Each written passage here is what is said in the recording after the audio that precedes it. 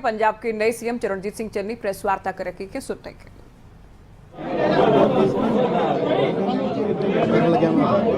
साहब thank you very much for calling. बहुत धन्यवाद जी। मैं थोड़ा मिलना आवागा स्पैशली।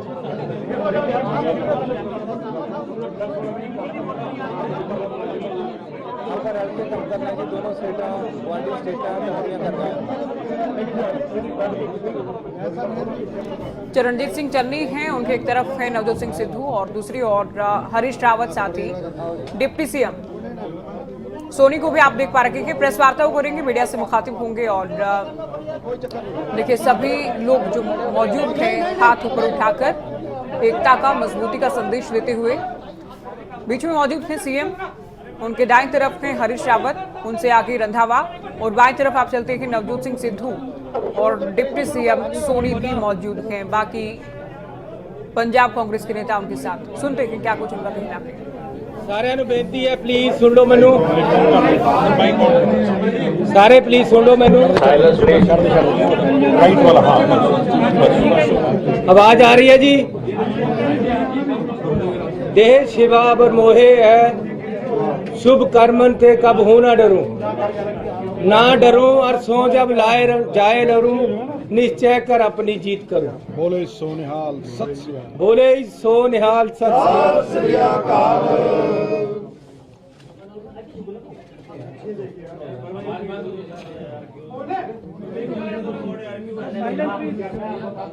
गुरु श्री गुरु गोबिंद सिंह जी दी सोच ਉਹਨਾਂ ਦੀ ਗੱਲ ਕਰ ਰਿਹਾ, जो उन्होंने कहा कि जिनके जात गोत कुल माही, सरदारी ना पई कताही, तिन ही को सरदार बनाऊं, तभी गोबिंद सिंह नाम कहाऊं।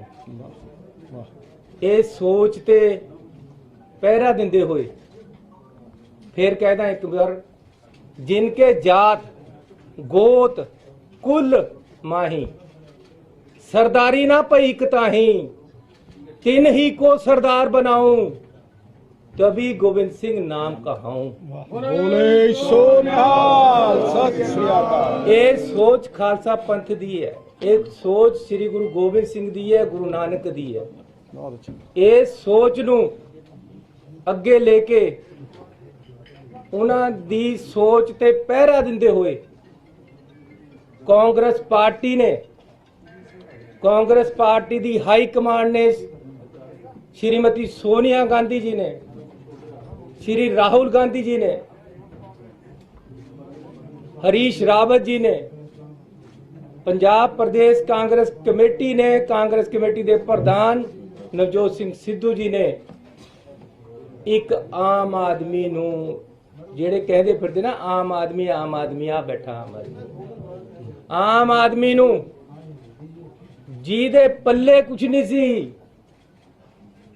जिस घर च जम्मिया ਉਹਦੇ ਉੱਪਰ छत नहीं सी प्रॉपर, थल्ले मेरी मां टोबे चों मैं नाल जांदा सी, टोबे विच ते असी गारा लेके आउंदे सी, विच तूड़ी पा के मिला के मेरी मां ने साडा फर्श लिपड़ा, पांडू साडियां कंधां ते फेरदे सी।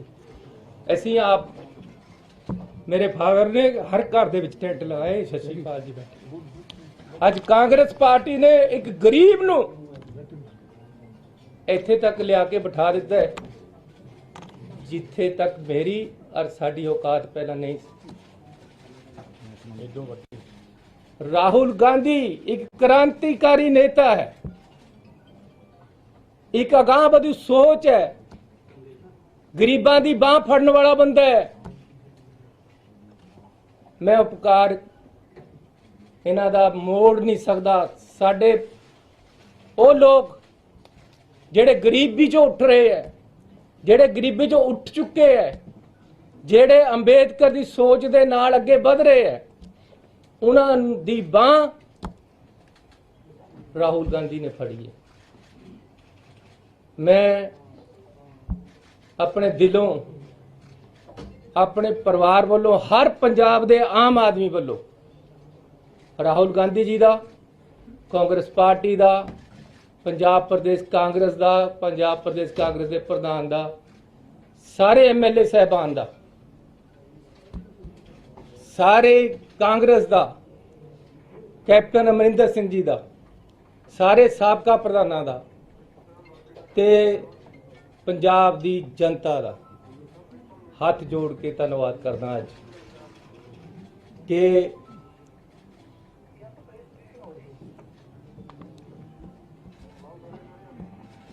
गुरु साहब ने कहा कि तुम ही के सजाए गुरु साहब ने कहा सी कि आप ही के तिन ही के सजाए सजे हम हैं, नहीं मुँह सो गरीब करोड़ पड़े, इन्हीं की कृपा से सजे हम हैं। मैं भावुक हो गया है।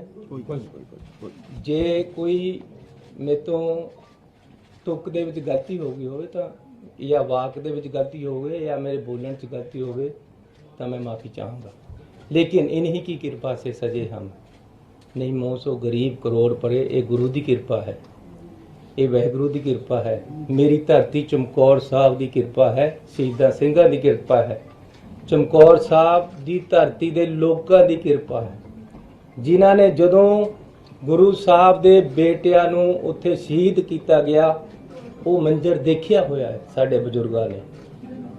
ऐसी उस धरती तो मैनूं चुनिया जाता है, ਜਿਹੜੀ ਉਸ ਪਵਿੱਤਰ ਧਰਤੀ ਤੋਂ ਜਿੱਥੇ ਮਾਨਵਤਾ ਦੇ ਵਾਸਤੇ ਸਾਹਿਬ ਸ੍ਰੀ ਗੁਰੂ ਗੋਬਿੰਦ ਸਿੰਘ ਜੀ ਨੇ ਆਪਣੇ ਵੱਡੇ ਸਾਹਿਬਜ਼ਾਦੇ ਬਾਰੇ ਸਿੰਘ ਸ਼ਹੀਦ ਹੋਏ, ਉਸ ਧਰਤੀ ਤੋਂ ਮੈਂ ਆਇਆ। ਮੈਨੂੰ ਕਾਂਗਰਸ ਪਾਰਟੀ ਨੇ, ਰਾਹੁਲ ਗਾਂਧੀ ਜੀ ਨੇ ਪੰਜਾਬ ਦੀ ਸੇਵਾ ਦਾ ਮੌਕਾ ਦਿੱਤਾ ਹੈ। ਮੈਂ ਇੱਕ ਗੱਲ ਕਹਿਦਾ ਕਿ ਮੈਂ ਆਮ ਆਦਮੀ ਦਾ, मैं गरीब का नुमाइंदा है, चाहे गरीब किसान है, चाहे गरीब दुकानदार है, चाहे गरीब वो पिंड च बैठा मजदूर है जिहड़ा रोज मजदूरी करके खांदा है, चाहे छोटा दुकानदार है, चाहे गरीब किसान है, चाहे किसी जाति का गरीब है, मैं उन्हां दा नुमाइंदा, मैं अमीरां दा नुमाइंदा नहीं है। मैं ना उन्हां लोगों का नुमाइंदा है जिहड़े सोचां दे विच अपनी दे कालख रखते हैं। मैनूं उही बंदे मिलन जिहड़े पंजाब की सेवा करना चाहुंदे है, जिहड़े रेते का बिजनेस करना चाहुंदे, मैं हथ जोड़दा मैनूं ना मिलन। जिहड़े कोई माफिया करना चाहुंदे मैनूं ना मिलन आके, मैं उन्हां दा नुमाइंदा नहीं है। मैं रिक्शा चलाने वाले का नुमाइंदा, मैं आप रिक्शा चलाया, मेरे बापू का टेंट हाउस सी, मैं घर घर कुर्सियां ढोईयां। मैं हर पंजाब के आम लोग का नुमाइंदा, अज आम लोगों का राज पंजाब दे विच स्थापित होया, अज पंजाब दे विच कांग्रेस पार्टी का राज स्थापित होया। वाह वाह वाह। सो सत्कारयोग पत्रकार वीरो, मैं थोड़ा बहुत धन्नवाद करदा ते मैं थोड़े तो आस रखदा कि आपां ने रल के पंजाब दी डेमोक्रेसी नूं, पंजाब दी आज़ादी नूं, पंजाब दे लोकां दी चढ़त नूं अगे लेके जाना है, पंजाब नूं खुशहाल करना है, पंजाब नूं तकड़ा करना है। सोने दी चिड़िया है पंजाब, लेकिन मैं एक गल करना चाहुंदा कि खेतीबाड़ी प्रधान सूबा है पंजाब। पंजाब दी खेतीबाड़ी ते जेकर आँच आएगी तां किसानां नूं अपना गल वड्ढ के दे दांगा, लेकिन पंजाब दी किसानी ते आँच नहीं आण देगी। ये किसानां दी सरकार है, किसानां दी हितैषी सरकार है, कांग्रेस पार्टी दी सरकार है। काले कानून वापस लैण वास्ते मैं केंद्र सरकार नूं अपील करदा, यह किसानी डुबेगी तो पंजाब डुब जाएगा, किसानी डुबेगी तो हिंदुस्तान डुब जाएगा। किसानी दे नाल अर्थव्यवस्था जुड़ी हुई है, किसान दी फसल आउंदी है तां दुकान दे विच गाहक आउंदा है, किसान दी फसल आएगी तां मजदूर नूं खेत च काम मिलदा है, किसान दी फसल आएगी तां किसानी दा पंजाब खुशहाल होएगा। पंजाब सरकार ते असर पैंदा है, इस करके पंजाब सरकार हर तरीके दे नाल ਕਿਸਾਨਾਂ ਦੇ ਸੰਘਰਸ਼ ਦੇ ਨਾਲ ਖੜੀ ਹੈ ਔਰ ਅਸੀਂ ਸਭ ਕੁਝ ਬਾਰਨ ਨੂੰ ਤਿਆਰ ਹੈ ਕਿਸਾਨਾਂ ਦੇ ਸੰਘਰਸ਼ ਵਾਸਤੇ। ਲੇਕਿਨ ਪੰਜਾਬ ਦੇ ਕਿਸਾਨ ਨੂੰ ਕਮਜ਼ੋਰ ਨਹੀਂ ਹੋਣ ਦੇਵਾਂਗੇ।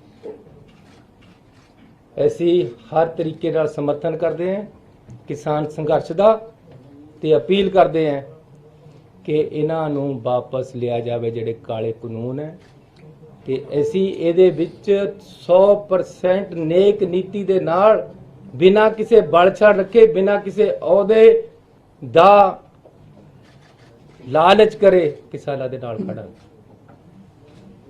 ਅਗਲੀ ਮੇਰੀ ਬੇਨਤੀ ਇਹ ਹੈ ਕਿ ਮੈਂ ਨਹੀਂ ਸੁਣਨਾ ਤੇ ਨਾ ਮੇਰੀ ਹਾਈ ਕਮਾਂਡ ਤੇ ਮੇਰੇ ਲੀਡਰ ਸੁਣਨਾ ਚਾਹੁੰਦੇ ਆ, ਨਾ ਮੇਰੇ ਐਮਐਲਏ ਸੁਣਨਾ ਚਾਹੁੰਦੇ ਕਿ ਪੰਜਾਬ ਦੇ ਵਿੱਚ ਕੋਈ ਰੇਤਾ ਮਾਫੀਆ ਵੀ ਹੈਗਾ। ਅੱਜ ਹੀ ਇਹਦਾ ਫੈਸਲਾ ਕਰ ਦਾਂਗੇ ਕੈਬਨਿਟ ਦੇ ਵਿੱਚ, ਅੱਜ ਹੀ ਫੈਸਲਾ ਕਰ ਦਾਂਗੇ। ਜਿਹੜਾ ਬਹੁਤ ਜ਼ਰੂਰੀ ਹੈ ਕਿਸਾਨਾਂ ਦਾ ਖੇਤਾਂ ਦੀ ਬਿਜਲੀ ਮਾਫ ਰਹੇ, ਕਿਸਾਨ ਨੂੰ ਲੋੜ ਹੈ। ਲੇਕਿਨ ਇੱਕ ਮੋਟਰ ਗਰੀਬਾਂ ਨੂੰ ਪਾਣੀ, ਪਿੰਡ ਦੇ ਲੋਕਾਂ ਨੂੰ ਪਾਣੀ ਵੀ ਦਿੰਦੀ ਹੈ, ਉਹ ਵੀ ਮਾਫ ਹੋਣੀ ਚਾਹੀਦੀ ਹੈ। ਗਰੀਬਾਂ ਦਾ ਪਾਣੀ ਮਾਫ ਹੋਏਗਾ ਪਿੰਡਾਂ ਦੇ ਵਿੱਚ, ਉਹ ਮੋਟਰ ਦਾ ਵੀ ਬਿੱਲ ਨਹੀਂ ਲੱਗੇਗਾ। 10-10 ਲੱਖ ਰੁਪਏ ਦੇ ਬਿੱਲ ਖੜੇ ਆ, 20-20 ਲੱਖ ਦੇ, 50-50 ਲੱਖ ਦੇ ਸਾਰੇ ਮਾਫ ਕਰਾਂਗੇ ਕੈਬਨਿਟ ਦੀ ਅੱਜ ਦੀ ਮੀਟਿੰਗ ਦੇ ਵਿੱਚ। ਬਹੁਤ ਅੱਛਾ। ਗਰੀਬਾਂ ਨੂੰ ਬੋਲੇ ਸੋ ਨਿਹਾਲ।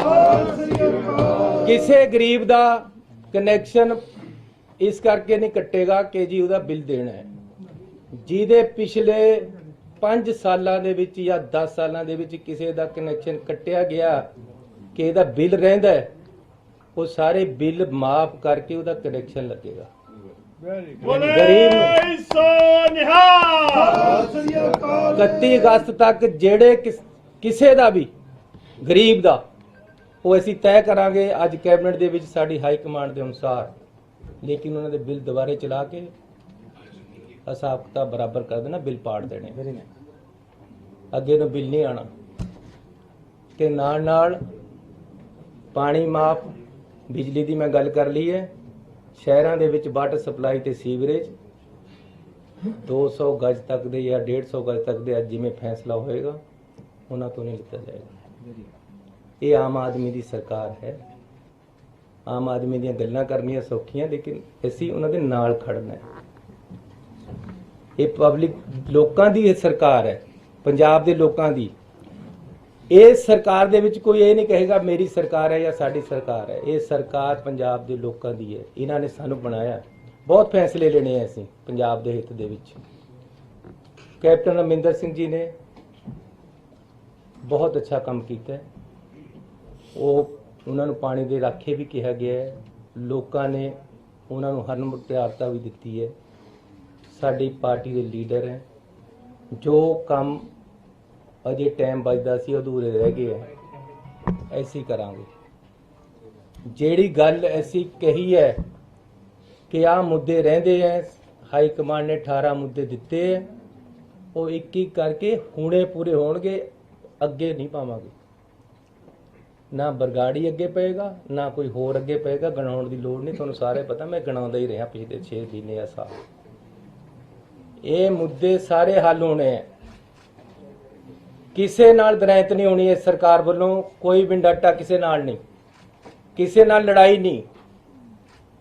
ਲੇਕਿਨ ਗੁਰੂ ਵਾਸਤੇ ਸਾਰਾ ਕੁਝ ਹਾਜ਼ਰ ਹੈ। ਸੰਵਿਧਾਨ ਦੇ ਅੰਦਰ ਹੀ ਹੋਏਗਾ ਸਭ ਕੁਝ, ਕੁਝ ਵੀ ਕਿਸੇ ਨਾਲ ਕੋਈ ਗਲਤ ਨਹੀਂ ਹੋਏਗਾ।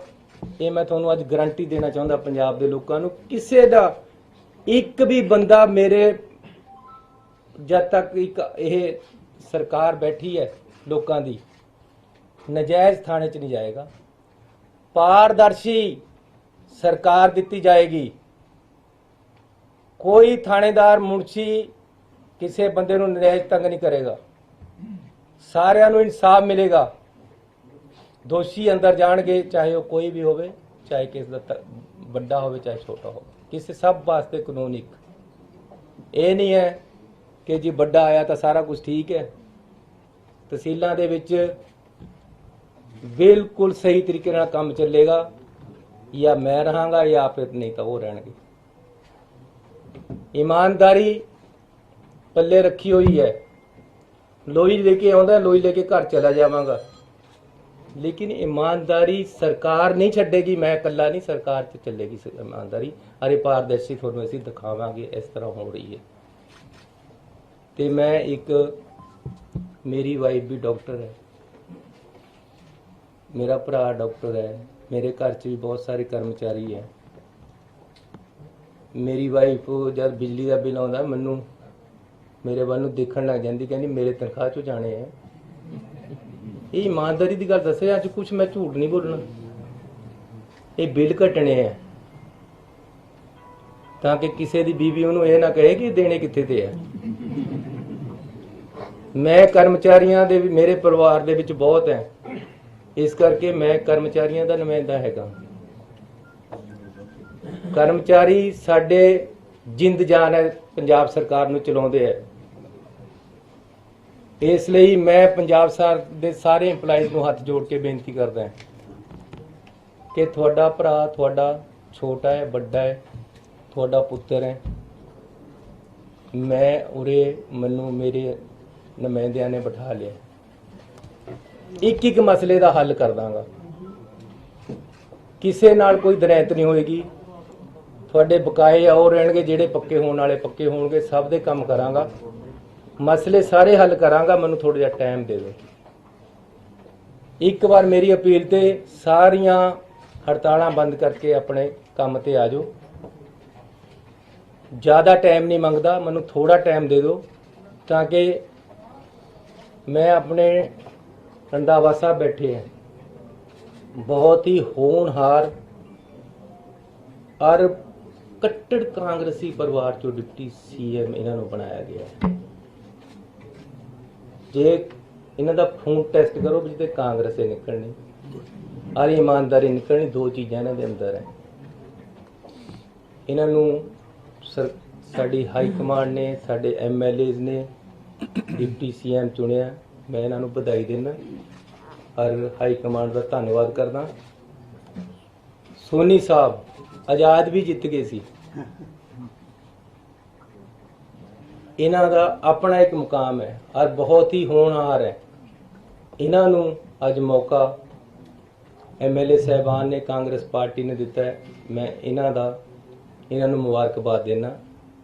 ऐसी पार्टी, असी सारे बैठ के इंपलाइज दे नाल गल करांगे, जो मसले सारे हल करांगे, लेकिन एक बेनती जरूर करांगा कि वापस काम ते आ जाओ। आपां ने पंजाब नूं अगे लेके जाना है। जे किसी इंपलाई दे घर 10,000 फालतू जाना तो मेरे घर भी आना है।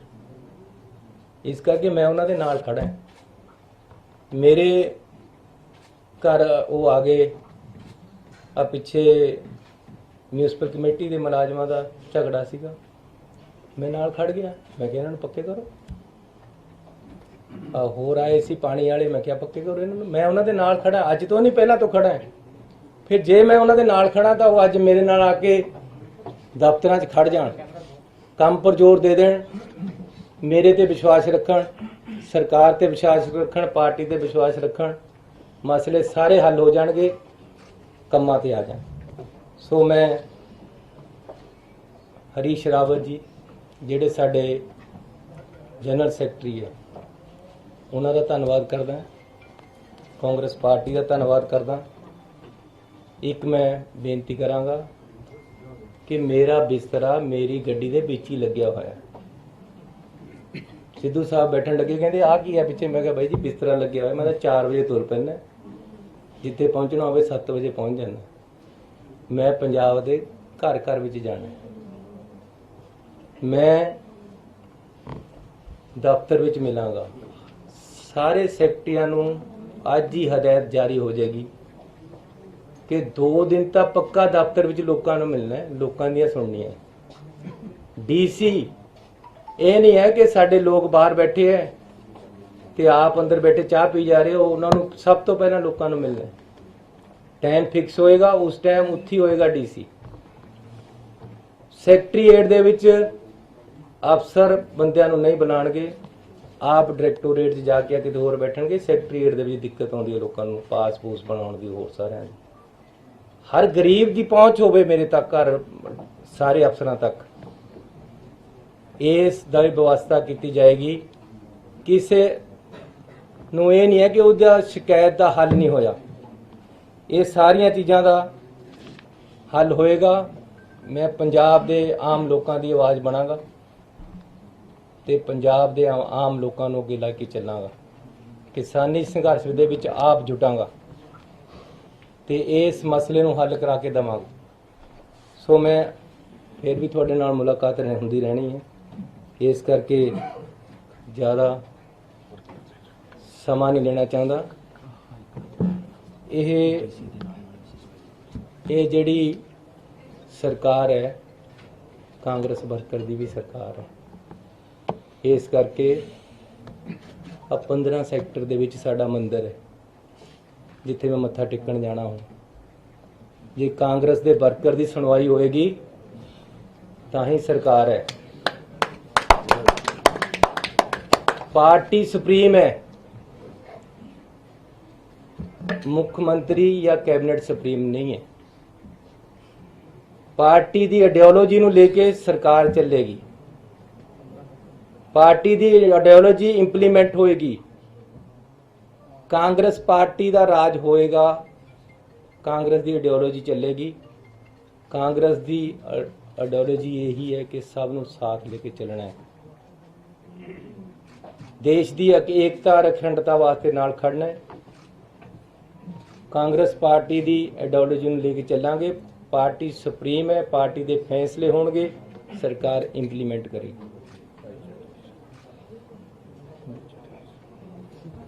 पंजाब दे विच एकता और अखंडता, आपसी भाईचारा अगे बढ़ेगा, मेल मिलाप होर अगे बढ़ेगा। साडी मुट्ठी है जिहड़ी उसनूं कोई खोल के अलग अलग नहीं कर सकता,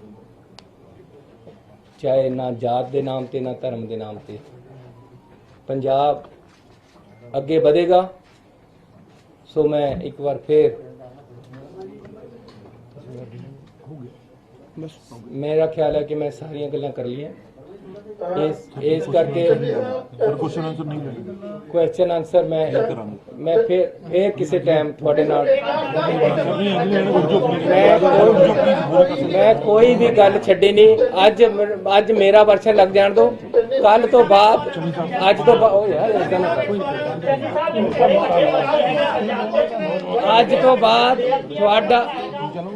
अज तो बाद थोड़े ही मसले लवांगा।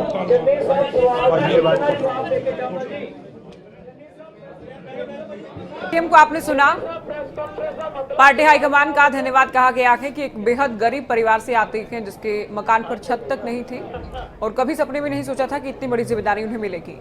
राहुल गांधी का, कांग्रेस हाईकमान का, कांग्रेस के पंजाब प्रभारी का और कांग्रेस प्रदेश अध्यक्ष का आभार प्रकट किया गया। 2 बार कैप्टन का नाम भी इनकी ओर से लिया गया है।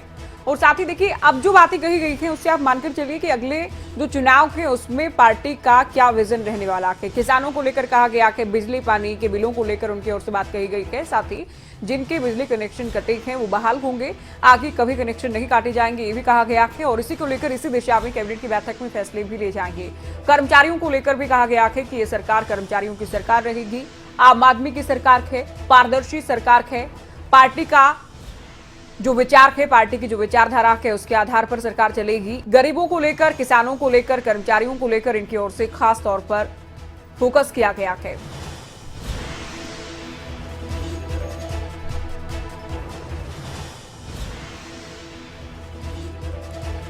तो किसानों के लिए गर्दन भी काटकर वो पेश कर देंगे। तीनों नए कृषि कानून वापस हो, ये मांग केंद्र से भी उनकी ओर से की गई है। लोगों के पानी के बिल माफ होंगे, आम आदमी की सरकार है, गरीबों की सरकार है और कर्मचारी किसी भी तरह से निराश ना रखे। मेरा बिस्तरा गाड़ी के अंदर ही लगा है और मैं हमेशा काम के लिए अपने कार्यालय में मौजूद रहूंगा। अधिकारी भी अपने काम को लेकर गंभीर रहे, ये भी उनकी ओर से कहा गया।